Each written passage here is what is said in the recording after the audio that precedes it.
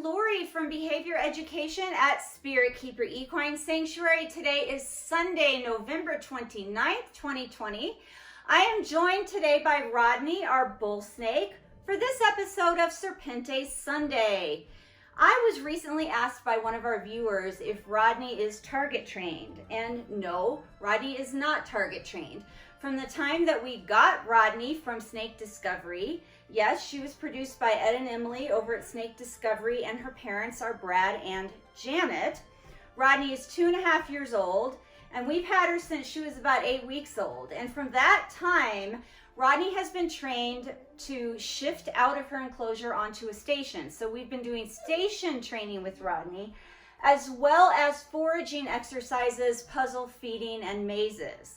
And so Rodney hasn't done any target training. However, the training that she has had and the experience that she has had problem solving puzzles and mazes has come in handy because she gets away from me quite easily. Not when I'm attentive to her and handling her like now, but if she's on her activity stand or in a foraging exercise and I turn my back for any amount of time whatsoever, Rodney is really good at moving off and finding her own fun. And she did that one day, and she got underneath one of our dog kennels. And so instead of me having to move the dog kennel, force Rodney out, invade her space and be intrusive, I just set up a simple foraging exercise outside of the dog kennel on the floor. And Rodney saw the foraging exercise set up. It was just a few boxes, and then it was one of the puzzle feeding devices that she regularly uses. And I put a prey item in that. And she saw that, and she came right out from under the dog kennel, and she started engaging in the foraging exercise. And when she was finished, I picked her up like normal, no muss, no fuss, no fear, anxiety, and stress to her, no drama for me. And I didn't have to move furniture or go to any trouble. So she just voluntarily came out from where she was exploring under the dog kennel, and she engaged in her foraging exercise. So her learning these exercises and learning to do puzzle feeding has come in really handy. So Rodney is a Pituophis catenifer sayi, a Bullsnake, and our other Pituophis is named Neutron, and he is only 1 year old, and he's a Pituophis catenifer affinis, which is a Sonoran Gopher Snake, and he was produced by Andy Watson, who is a local breeder here in the Denver, Colorado area. We've also gotten several Morelia bredli from Andy, and I know he breeds other species as well. So in the first part of today's Serpentes Sunday, you're going to get to see Neutron, our Sonoran Gopher Snake, target training, because I am raising him up to be target trained. Now, he has done 1 or 2 foraging exercises, but I'm specifically concentrating on target training with Neutron, and that's really so I can compare how the Pituophis do with target training versus foraging exercises and problem-solving mazes. So Rodney is our forager and maze problem solver, puzzle feeder, and Neutron is our target trained snake. Well, the behavior's not finished with him. He's just a beginner, but he is the Pituophis that we're target training. So anyway, the first part of today's video is Neutron during one of his target training sessions, and I will narrate that so you know what's going on. And then in the second part of the video, you're going to get to see Rodney just doing a simple shift out of her enclosure onto her activity station here and finding a food item that I had hidden for her really simply on the activity station. So it was a super simple activity for her, and I just wanted to get the footage for some video to have on hand. However, as soon as I turned my back for just a couple of minutes, Rodney did something very unexpected. And so you are also going to get to see that. She did something unexpected. I turned around and saw her just in time to push record on my camera and catch her mid-activity. And so that's just fun for you to see. Rodney doing something that I didn't intend for her to do. I didn't set up for her to do, but she just decided to do on her own. So I hope you enjoy today's video.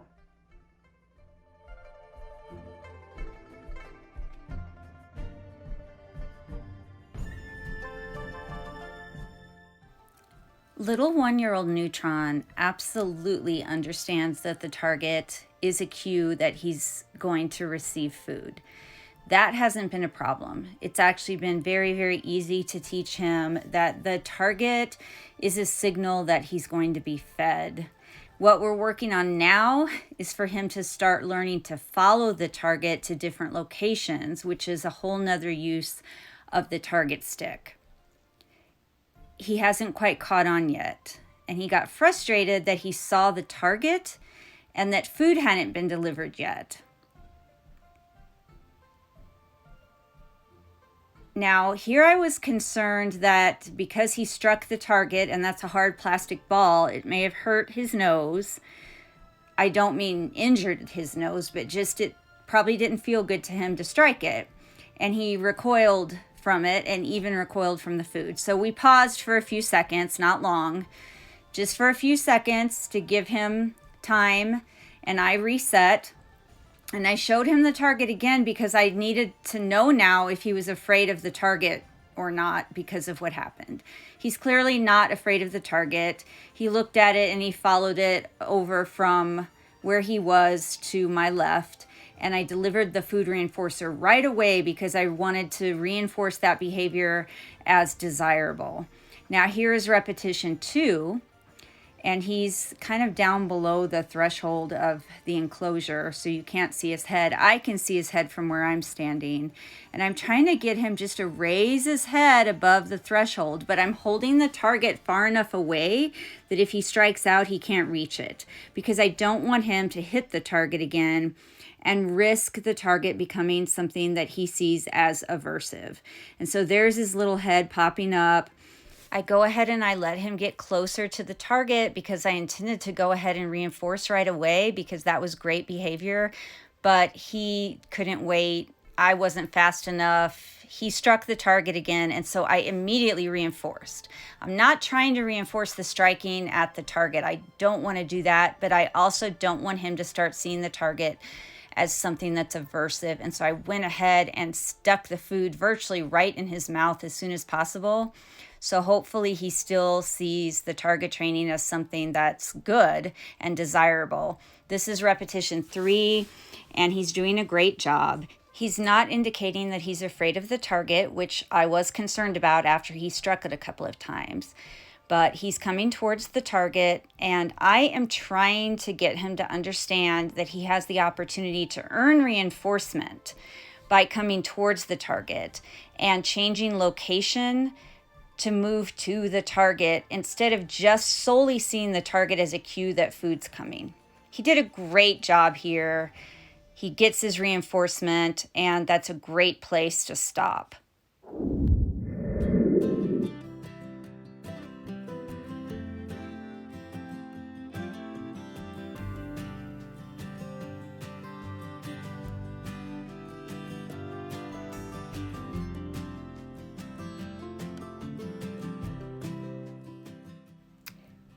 So we join Rodney as she is letting herself out of her enclosure. She's shifting out of her primary habitat onto this activity station, and she has done this so many times, I've lost track.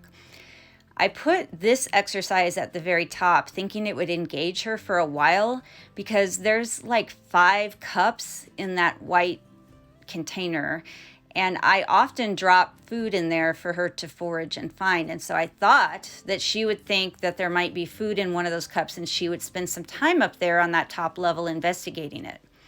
But I should have known better, because Rodney is such an expert hunter that she started going directly to the second level, which is where I do have her food in that orange cup.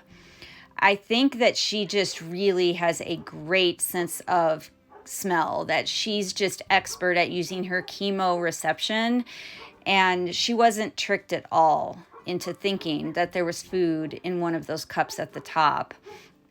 She went directly down to the bottom and started searching for the food, and it didn't take her very long to go to the cup and find the food. This was a super, super easy and simple exercise for her. I was really just trying to get some stock footage of her shifting and of the activity stand.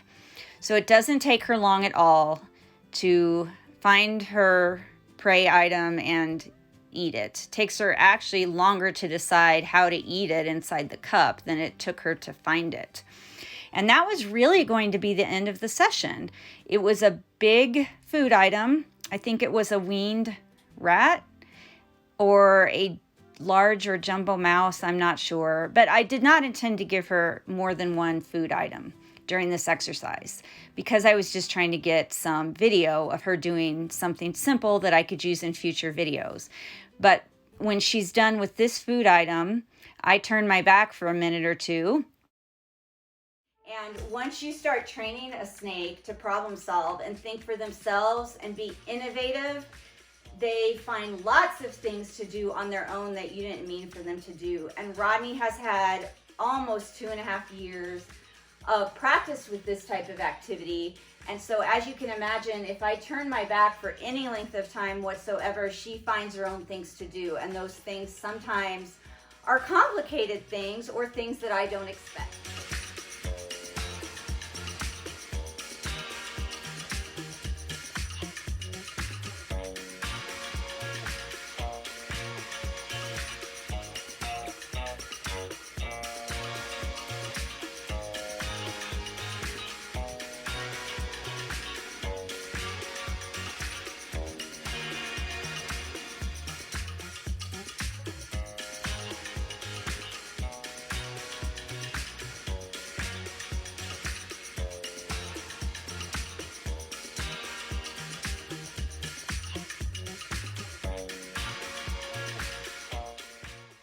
So there you have it. She got down off of her activity stand, crossed the floor over to this table and climbed up a whole bunch of miscellaneous items that I had in between the floor and the top of the table. Climbed onto the top of the table, climbed onto this station where I was thawing a rodent in warm water for a different snake. She went under the water and retrieved the rodent and ate it. So thank you very much, Rodney, for being so clever. She made me thaw out another rodent for the other snake I was going to feed, and she got 2 large meals instead of just one single large meal. So she's quite full, and yet here she goes. Oh, let me check one more time and see if maybe there's another rodent that's going to appear under that water. Rodney just amazes me with her ability to hone in on food. It's like she can smell it a mile away and pinpoint exactly where it's at. And I was very surprised that she crossed the room and found this underneath water, nonetheless. Thank you so much for watching. I hope that you enjoyed seeing those video clips of both of the Pituophis that we work with here at Behavior Education. Again, Rodney is a Pituophis catenifer sayi, a bullsnake, and Neutron is a Pituophis catenifer affinis, a Sonoran Gopher Snake. They are both the same genus and the same species. They are just different subspecies of each other. I thought it would be really interesting for you to see our 2 Pituophis, as well as the 2 different things that they're being trained for. Rodney's being trained on puzzle feeding, mazes, foraging exercises, and stationing, and Neutron is being target trained. I am joined now by Ceti, our Super Dwarf Reticulated Python. Ceti's been asking to come out, usually around 2 or 3 every afternoon. And when I let him out, he just cruises around the area outside of his enclosure. He cruises around the snake tree. And then usually within an hour, he has cruised to other rooms and other areas of the house. But he wanted to join me as we wrap up this video to remind you that next Sunday is the first Sunday of December, and the first Sunday of each month is Super Dwarf Sunday. TC did not want you to forget to tune in next Sunday to see Super Dwarf Sunday and hear all about what TC's been up to, see some of his training sessions, and I don't know what else we will have in store for you, but TC was kind enough to give me plenty of footage this week that I'm going to leave you with a couple of minutes of TC's antics here at the end of today's Serpentes Sunday video, and that will get you primed and ready and hopefully anxious to see next week's full Super Dwarf Sunday installment. Again, thank you so much for watching, And until next time, everybody, please remember to be kind and love your animals. TC, what are you doing? And where are you going?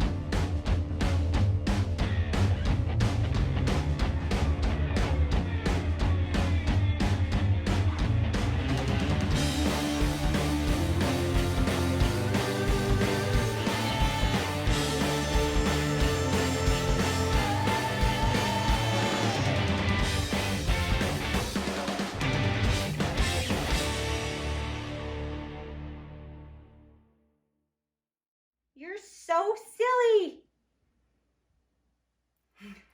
Bye, everybody. Have a great rest of your weekend and have a fabulous week.